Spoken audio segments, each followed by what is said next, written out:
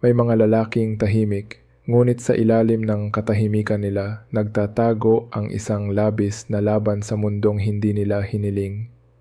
Maraming tao ang tinitingnan ang mga lalaking sigma at iniisip madali lang para sa kanila. Walang habol sa pagkilala ng iba, walang pakikialam sa social games at hindi kailangan makisama. Mula sa labas, parang libre at walang pasanin. Ngunit ang hindi nakikita ng karamihan ay ang kabayaran sa kalayaang iyon.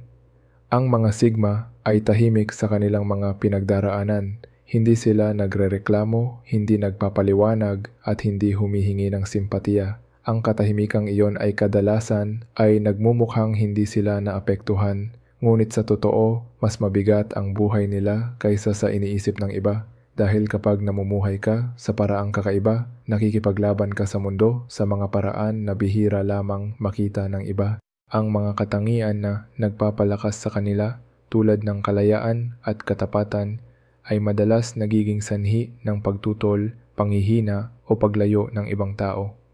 Kaya sa kabila ng kanilang lakas, nagdadala sila ng bigat na bihirang maunawaan. Una, ang kaparusahan sa pagiging malaya.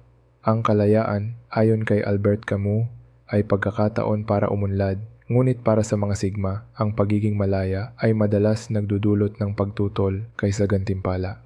Sa una, ang kalayaan ay tila malaya. Hindi kailangan ng pagsang-ayon ng iba, ikaw ang gumagawa ng desisyon mo. Ngunit sa paligid, minsan ito ay nagiging sanhi ng hindi komportable. Ang mga kaibigan ay maaaring magtaka, tinatawag silang malamig. Ang pamilya ay maaaring isipin na wala silang pakialam. At sa trabaho, ang isang malinaw na ideya o pagtutol sa karaniwang sistema ay maaaring maglagay sa isang boss sa alanganin. Walang gustong magmukhang hindi handa o hangal. Kaya sa halip na tingnan ang kalayaan bilang positibo, nakakakita ang iba ng banta. At ang mga banta ay madalas pinaparusahan sa pagtutol, hadlang o pagsara ng mga pinto na dapat sana'y bukas. Sa labas ng trabaho, lumilitaw din ito. Minsan ay ibinubukod ang mga malaya, nawawala ang mga imbitasyon at ang mga biro ay ginagamit upang ibalik sila sa normal. Iyan ang kabayaran ng pagiging totoo sa sarili, lakas, ngunit may kaakibat na pagtutol.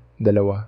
Katapatan ay may presyo. Para sa mga sigma, ang pagiging tapat ay hindi nakakamtan sa papuri kundi sa pagtutol. Maingat ang pagpili nila ng salita, walang dekorasyon, simple at diretso. Ngunit ang ganitong uri ng katapatan ay madalas nagdudulot ng tahimik na sama ng loob. Maraming tao ang natatawa kapag may nakakatawang katotohanan tungkol sa iba.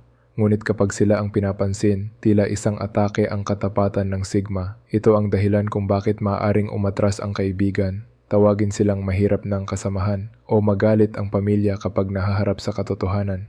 Madalas nilang sinasabi ang iniisip ng iba, ngunit hindi nangangahas aminin. Sa halip na respeto, nagkakaroon ng kaaway. Ang mga taong mas gustong protektahan ang kanilang ilusyon kaysa harapin ang katotohanan ay nagdudulot ng pasanin. Pagtanggi sa pagsang-ayon, ayon kay Aristotle, ang tao ay sosyal na hayop. Ang lipunan ay nakasanayan ang pagsunod at pagsang-ayon.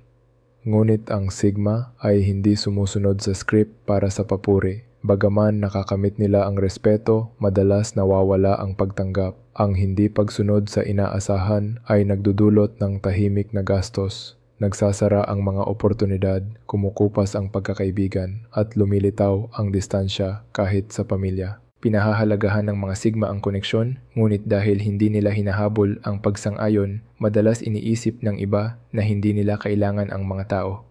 Ang maling pagbibigay-pugay ay nagtatayo ng pader bago maitatag ang tunay na ugnayan. 4. Sobrang kamalayan sa paligid. Para sa sigma, ang pagiging sensitibo sa bawat maling ngiti, pilit na tawa o hindi pagkakapareho sa kilos ng tao ay parang alarma. Nakakapagod ito. Nakikita nila ang nakatagong emosyon o intensyon na hindi napapansin ng iba. Ang pinakamahirap, hindi nila laging maipahayag ang nakikita. Kung susubukan, maaaring akusahan sila ng pagiging paranoid. Kung hindi, mananatili ang katotohanan bilang bigat sa kanilang isipan. Kahit sa malapit na koneksyon, ang pagkakaugnay ay nagiging mabigat. 5. Mali ang pagkaintindi sa katahimikan. Ang katahimikan ng Sigma ay madalas naiintindihan ng mali.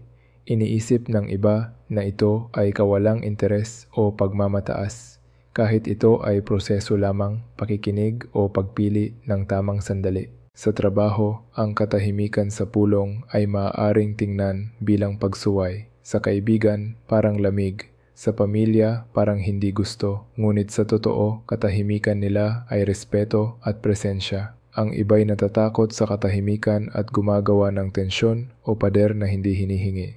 6. Pagiging bihasa sa growth na mas mabilis kaysa sa iba. Ayon kay Jim Rohn, ang mga Sigma ay mabilis lumago sa pananaw at isip na kadalasan ay mas mabilis kaysa sa kanilang kapaligiran. Tinatawag itong asynchronous development. Habang sila'y lumalago, madalas na iwan ang iba. Ang biro ay mababaw. Ang tahanan ay nagiging pakiramdam ng pagkakulong. Hindi ito pagmamataas, kundi mas mabilis ang focus sa susunod na hakbang sa mas malalim at mas makabuluhang bagay. 7. Pagkakaibang ito ay lumilikha ng distansya.